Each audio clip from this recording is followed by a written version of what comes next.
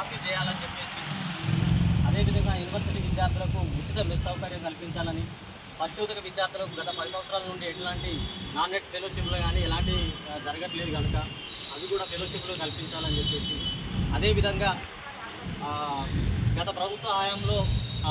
చాలా రకాలుగా ఫీజులు పెంచడం వల్ల పేద విద్యార్థులు చాలా ఇబ్బందులు పడుతున్నారు కాబట్టి ఆ ఫీజులను తగ్గించి కొంచెం ఉపశమనం కల్పించాలని చెప్పేసి, అదేవిధంగా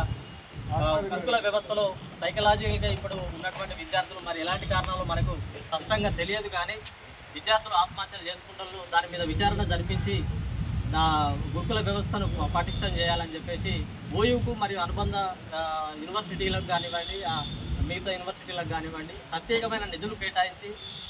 స్పెసిఫిక్గా అభివృద్ధి నిధులు కేటాయించి అభివృద్ధి కోసం పాటుపడాలని చెప్పేసి